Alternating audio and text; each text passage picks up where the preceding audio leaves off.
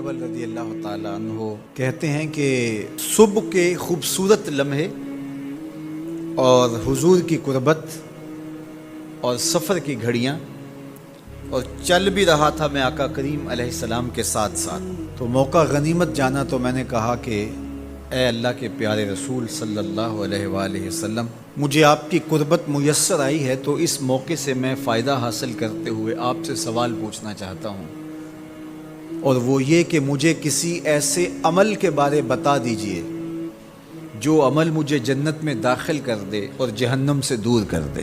तो हुजूर अलैहिस्सलाम ने इस सवाल पर उनकी तहसीन फरमाया तूने बहुत बड़ा सवाल किया है, इसका जो जवाब है कि जन्नत नसीब हो और मुझे जहन्नम से निजात मिले, तो ये इतना आसान काम नहीं है, ये बड़ा मुश्किल काम है, लेकिन जिस पर अल्लाह आसान कर दे उसके लिए मुश्किल नहीं है।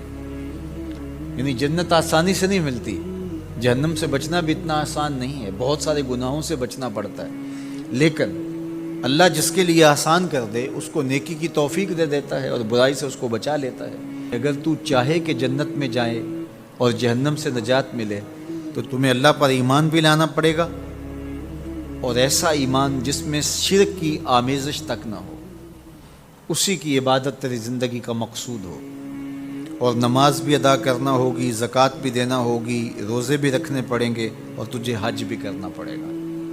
जन्नत में दाखिले के लिए ये शराइत हैं कि तुम ये काम करोगे। फिर इरशाद फरमाया मैं तुम्हें भलाई के दरवाज़े ही ना बता दूँ। इरशाद फरमाया अस्सौम जुन्ना, रोज़ा ढाल है। ढाल आप समझते हैं, अगर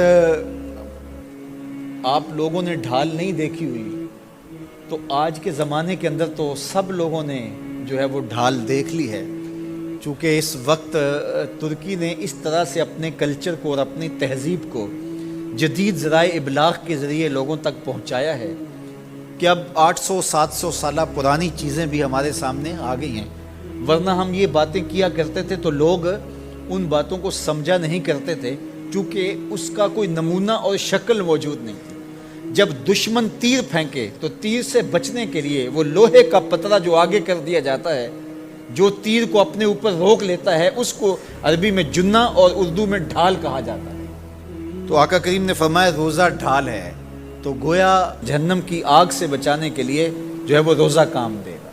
वह सदका तो तुतफ़िउल खतिया, तो ये गुनाहों को मिटा डालता है, जिस तरह के आग को पानी बुझा डालता है।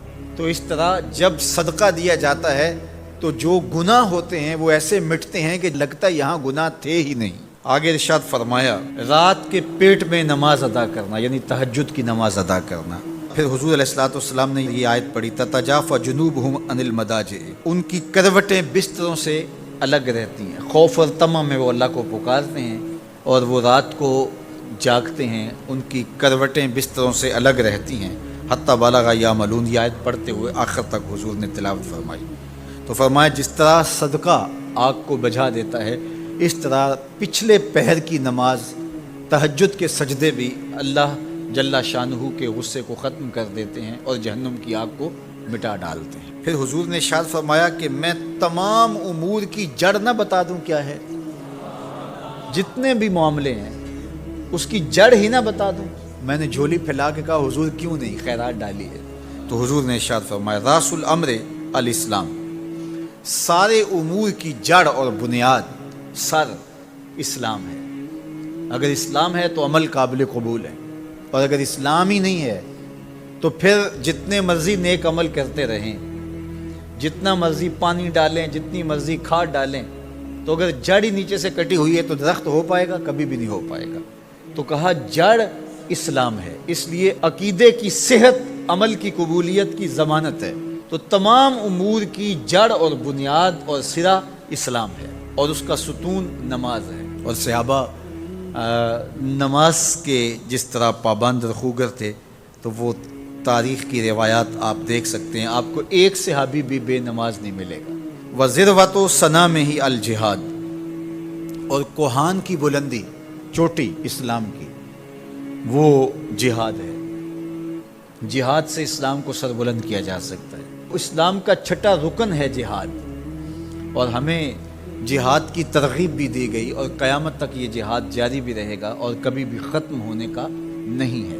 ہاں اس کے اصول و ضوابط ہمیں دیے گئے، جہاد کے نام سے فساد فی الارض نہ کیا جائے، لیکن جہاد کا انکار اسلام کا انکار ہے۔ یہ اسلام کی چوٹی ہے، ذروۃ و سنام کہا گیا، یہ کوہان کی بلندی ہے۔ تو حضور علیہ السلام نے آخر میں فرمایا کہ میں تمہیں سارے معاملات کی جڑ ہی نہ بتا دوں، خلاصہ ہی نہ بیان کر دوں؟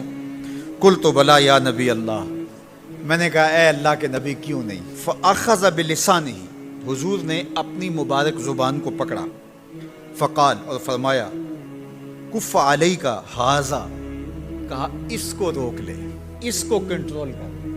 تو کہتے ہیں میں نے کہا اے اللہ کے پیارے محبوب صلی اللہ علیہ وسلم، جو ہم باتیں کرتے ہیں اس سے بھی مواخذہ ہوگا؟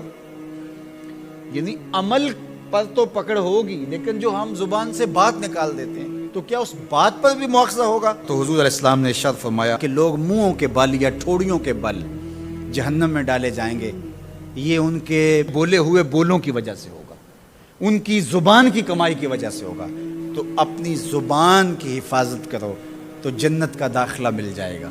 تو گویا زبان کی حفاظت سے لے کر کے اللہ کے حضور سجدے تک اور اللہ کی عبادت تک، یہ ہے وہ نصاب جو جنت میں جانے کا ہے۔ اللہ ہم سب کو 5 گانا باجماعت نماز کی توفیق دے، اللہ ہمیں توفیق حج کی نصیب کرے، اللہ ہمیں رمضان المبارک کے روزے رکھنے کی توفیقات سے مالا مال کرے، اللہ اپنی راہ میں جد و جہد اور جہاد کی توفیق سے مالا مال کرے۔